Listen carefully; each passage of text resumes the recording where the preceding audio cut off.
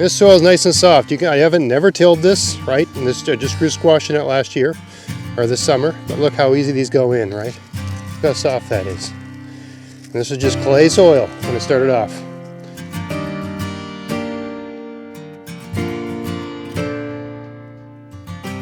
Hey, it's Greg here at maritimegardening.com, and I'm out here planting some garlic today. It's November 11th, and I thought I'd take the opportunity to do a little experiment this year.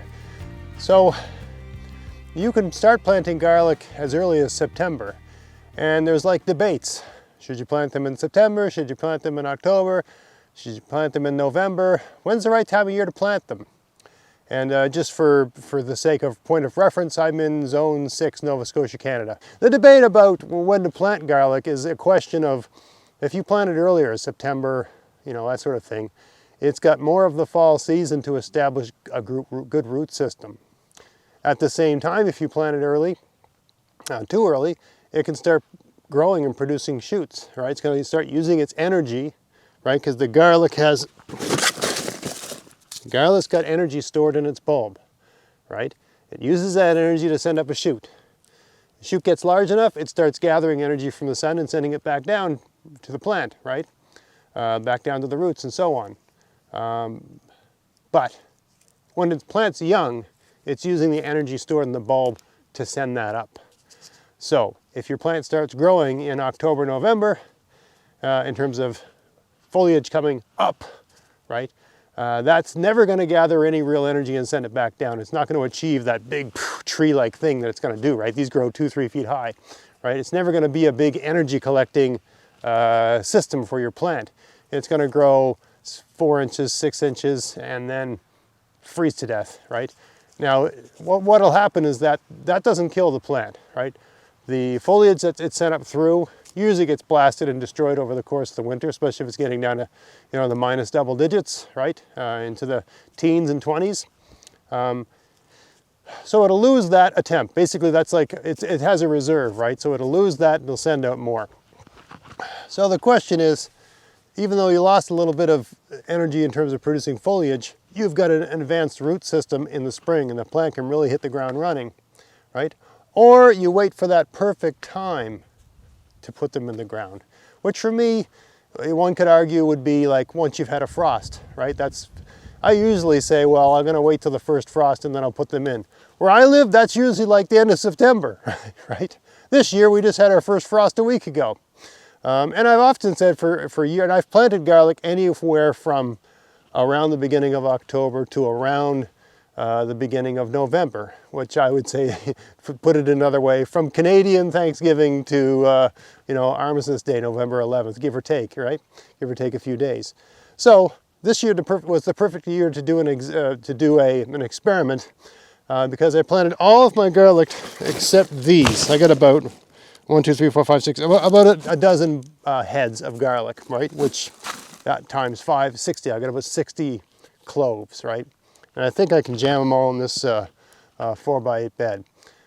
So I got just enough sunlight left today to plant these. It's November 11th. I'm going to mark these with a little stick. And this is a good spot. I grew squash here this year. I had really good results.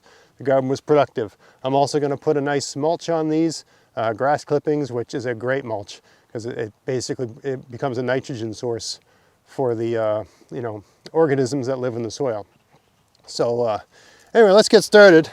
I thought I'd take the opportunity to also just walk you through. Hey, look, I found a pair of gardening shears growing in one of my garden beds covered in rust. This is just a cheap dollar store one. But anyway, I thought I'd just take the opportunity to show you how unbelievably it is to easy it is to plant garlic. So all I'm going to do, and I could just stick them in the ground right now if I really wanted to, but I want to grow, and that's what I was inclined to do today. But since I'm doing, you know, a bit of an experiment, I thought it made sense to plant these the exact same way I planted another one of my garlic beds, right where I got them in a piece of really good real estate. You know, I think people make a lot of mistakes because they give their best beds to their tomatoes or whatever they find precious, and then they get these little piddly garlic, and they think like, oh, what did I do wrong? It must have been this, it must have been that. Look, man, garlic need sun and they need good soil. If you give them those two things, they'll grow really well. If you just jam them off in the, crappiest corner of your garden, you're probably going to get crappy garlic, right? They need good sun, they need good soil. If you give them that, you won't be disappointed in your results, right? So all I'm doing here is just doing a little bit of quick weeding, just using the rake, right? This is all you need to do in a no-till garden. I haven't done this here bed. I don't think I did any weeding at all this year. Squash is a great plant, right? Once the foliage gets going, it just shades out everything, outcompetes everything, and it gives you, for all intents and purposes, a maintenance-free garden with good productivity. I got like a bucket full of squash out of this garden bed, right? So good production. There's another Egyptian walking onion tucked in the corner there. I'll let that guy be fine. I'll just throw this stuff over here. Just a little bit of weeds and brush and different things. There, I pulled a weed. So I pulled 2 weeds out of this garden. And that's the only work I've done here all year. And a little bit of leveling with the rake. There's a couple weeds that won't come out. Stuff them over there. Okay, and we're ready to plant our garlic. Easy peasy, eh? All right, so next step. Prepare your garlic. All right, so to plant these, you got to get them, out of the head. And I find in terms of time management, it's worth doing that ahead of time. So, all I do is sometimes you have to use a knife. If you have an overabundance, you just leave that on the garden. If you have an overabundance of garlic, you might want to put aside the skinnier bulbs and use those for eating and plant the big fat ones. Right, big fat bulbs give you big fat garlic. Right, so this is a nice big fat bulb. Right, there's my thumb. I'm a 6'4" man, 200 pounds. That's my thumb. I work with my hands a lot. I got a good sized hand, good sized thumb. That's a good sized garlic. Look at it against my thumb like that. Right, it's bigger than my thumb. Right, that'll give you a good garlic. As long as it's got good soil and good sun, that'll give you a great garlic. So I'm going to space them all about 6 inches apart. I plant them as close as I can to the wooden borders because the wooden borders are great for garlic. The soil that's underneath them never goes dry. Because these act like a mulch, right? I mean, they're not really feeding the soil any nutrients, but they just keep the soil covered, right? So it just never seems to, the underlying soil just does not dry out. These look, that one looks a bit subpar. I'm going to leave that one aside. Just had a different color and looked like maybe it was compromised. Now sometimes these just come apart, but sometimes they don't. So I find it's handy to just have a knife on hand and to use that to help break them up. Carefully, of course. I want to cut yourself. And you don't want to cut the actual clove, right? We're cutting in between the cloves. So all I'm doing here is just laying these out in a grid about 6 inches apart. That's the process, okay? So I'm gonna fast forward this and play a little bit of music while all it happens, and we'll see in a however long this takes. Probably take about 5 minutes to space these all out.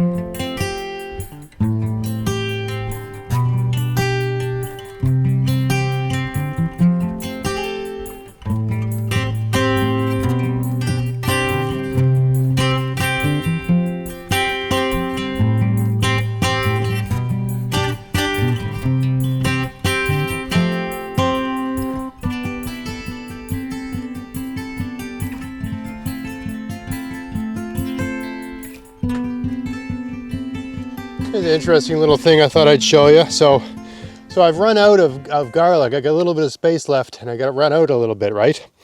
So these are like smaller pieces from garlic I planted a month ago that have just been laying in my garden pathway all that time. And look how much root this one put on, right? It's basically, if you just lay these on the ground, the roots will come out and find their way into the ground.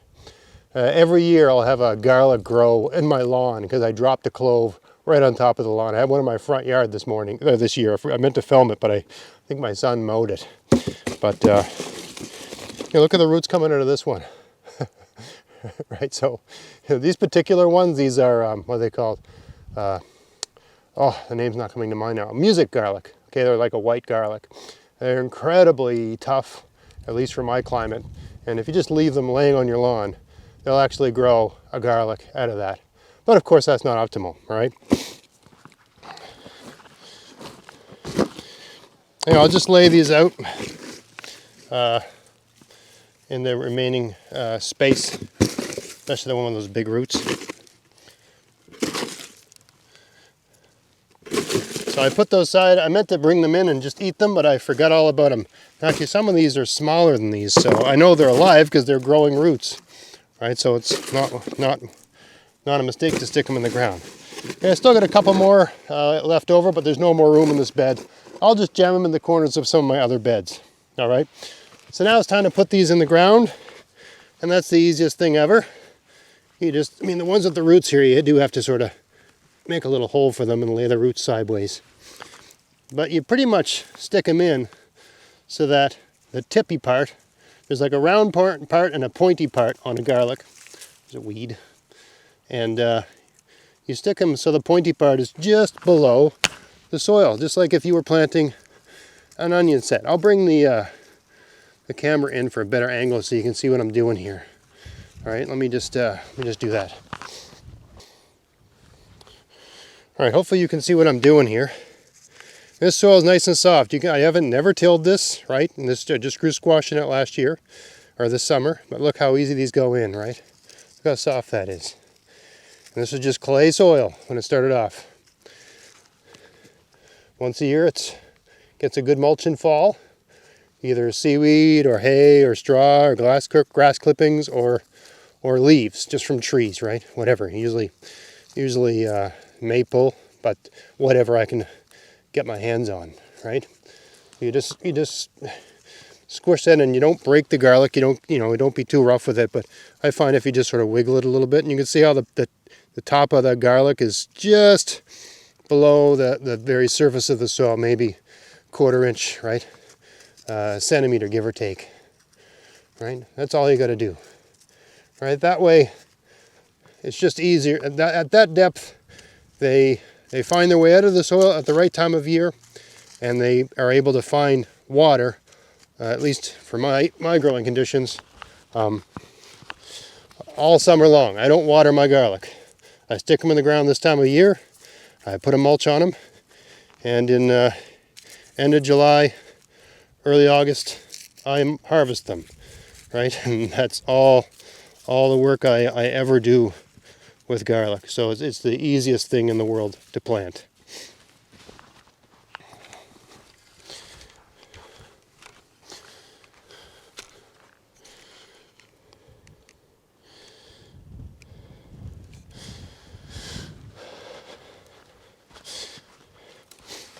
Right? Easiest thing in the world to plant, easiest thing in the world to grow, and worth it because, garlic, especially organic garlic like I'm growing here, and these are pest-free too. I don't use any pesticides. They don't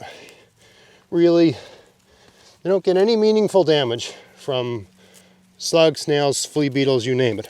All those things, they might take a bite now and then, but for them, I have never had a problem. I've never needed to use anything. Now you see how easy it is to plant these because I've sort of mapped out where they should go, right? I don't have to think now, right? I'm just drilling these into the ground. This, of course, it doesn't hurt to have nice soft soil, right? That makes everything easy, makes all your work easier. And most of this is clay. I would say this is 60% clay at least, right? But still, you know, we're really not having any major issues here. Just pushing these into the ground, right? I don't need a furrow. I don't need any tools, right? I use the rake just to get everything level. There's a rock there. And someone always comments when I throw rocks into the garden, leave those rocks in, those have minerals. Well, so does all the clay that's in my garden. And by the way, there's still plenty of rocks. There's never a shortage of rocks in my garden. There's smaller rocks, right? It's just the big ones that are like the size of my fist, or half the size of, you know, things like that get in the way of plants. Those are the ones I remove. And there's still plenty more rocks like this one here, right? There's millions of rocks in this garden. I don't know how much minerals is coming off of those rocks. There's so much mineral content in clay, right? Clay soil gets a bad rap. This whole garden is full of clay soil. It's great stuff. It holds on to water like nobody's business. Holds on to minerals like nobody's business. As long as you've got, you know, the right proportion, right ratio of clay to, you know, things that are looser than clay, sand, silt, things like that, organic matter. You know, you're going to get great results in your clay soil, right? Your clay soil is not going to it's not going to threaten your success as a gardener. If anyone tells you that, they just have not. Either they have no experience, and they're basing that on something they heard someone say once. Clay soil is good soil, as long as there's, you know, X proportion of. Done lots of talks. Just Google maritime gardening soil. Got lots of podcasts, especially where I've got experts, soil scientists on the show, talking about clay soil and how it gets a bad rap, and that it's actually quite good as long as it's not 100% clay, right? But clay soils are rarely 100% clay, right? And you can always, if you have clay soil, you can always work stuff in, organic matter, etc., to change those ratios. All right, so we got that all planted now. Look, that's this whole thing. When I had squash, I covered the entire thing with leaf bags and then cut holes out of the bags to plant the seeds for the squash, right? And then once the squash was a certain size, I threw yard waste or leaves or something on top of the bags. That's all that's left of this thing. Was covered in leaf bags, double layered. That's all that's left. Great weed suppressor. The worms eat it, poop it out, turn it into fertilizer. Totally worth it. All right, now what we got over here. All right, we got some grass clippings from, I think my son mowed the lawn, I don't know, about a month ago. Maybe more recently than that, maybe a few weeks ago, right? You don't want these on too thick. Right, I'll rearrange these. Okay, I'm just getting stuff out of the wheelbarrow here. Now, you don't want it too thick. Boy, this stuff stinks. It's been working away. It's nasty. It's been working away in this wheelbarrow for a while. All right. Oh, okay. So now I'm just sort of rearranging with my hands, best gardening tool ever. Getting my my reaching and my bending and my kneeling, which I call gardening yoga. Right? I don't do yoga, but this is close enough for me. A lot more productive, that's for sure. Right? You still maintain some degree of your strength, flexibility. But the result of my yoga is garlic and squash and carrots and potatoes and etc., etc. Not trashing yoga, just saying, if you're a person that doesn't like the idea of it, this is how to do something like it. And there seems to be a point to this, right? So this grass, people will say, oh my God, that's got weeds in it. Yeah, I don't care. It's also got a lot of nitrogen in it. and it's kind of like slow release nitrogen, right? There's probably going to be a bit of microorganism activity in this garden for what's left of the warm days of fall. We'll still have a few, right? And some of that stuff will get in the soil. But then next spring, right? Once we get a bit of temperature, all the nitrogen, basically the nitrogen won't come out of this grass, right? It needs to be broken down for that to happen. So a lot of the nitrogen that's here will still be available for the microorganisms that process grass, right? Rotting grass next spring. And as they work through it and poop it back out into my garden, it'll be available to be taken up by my garlic. And I'll get great garlic, right? So don't let anyone push you. I remember when I was a young gardener and people would say, hey, you should use, grass clippings. I'd be like, oh my God, how could that possibly work? But I'm converted now. Grass clippings are great. Also, this don't blow away, right? Couple good rains, pats this all down. It makes it like a carpet, like a mat, right? And it will not blow away, it'll stay in place. The garlic will have no problem pushing up through this. Not at all. Once this is compacted, it'll be like an inch thick. So it's like an inch thick blanket that's full of nutrition, right? It'll delay the freezing of the soil, by 2 or 3 weeks. So that'll be basically enable the organisms in this soil to be, active just for a little bit more. They're when the organisms are active, stuff's going into them, stuff's coming out of them, and all that's improving your soil, right? So anyway, this garlic bed is ready for next spring. I don't need to do anything here until July when I harvest the garlic scapes, and August when I harvest the garlic. So we're done here. I hope you found that video interesting. If you did, please, oh, wait a minute, we forgot one thing. All right, I got this little stake here. Excellent for vampires, but also good for marking gardening experiments. So I'll put this little bit of marking ribbon here down, like so. This is the only garlic bed with this on it, so I know this is where I did the garlic experiment. That's how you do it. Level it out, stick them in the ground, put a layer of mulch on there, and do nothing until next, whenever that is, May, June, July. I can never remember when the garlic scape come out, but you harvest the garlic scapes, and then for me, it's usually like early August, you harvest the garlic. I don't water this, I don't weed it, I don't do nothing, right? Stick them in the ground, put on a mulch, walk away. Grass makes an excellent mulch. Grass clippings from mowing a lawn.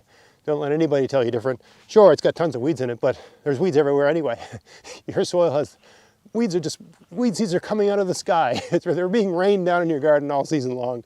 So, the benefits of this outweigh any possible, detriments. As long as you keep this garden mulched, whatever weed seeds are in there, most of them won't be able to germinate, okay? But this is basically like slow release nitrogen for your garden, right? Some of this will break down over the next couple weeks, but it's like less than 10%, right? The majority of the nutrients that are in this mulch will start breaking down again, start being broken down by the organisms in the soil next April, next May, right? Just when my garlic need them. Every time it rains, all that stuff's gonna percolate down into the soil, get into my garlic roots, give me awesome garlic. So I'm turning my lawn into garlic.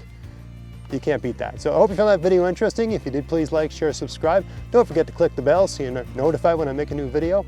And until next time, get out there, get at it, plant some garlic, and have fun in your garden. Thanks for watching.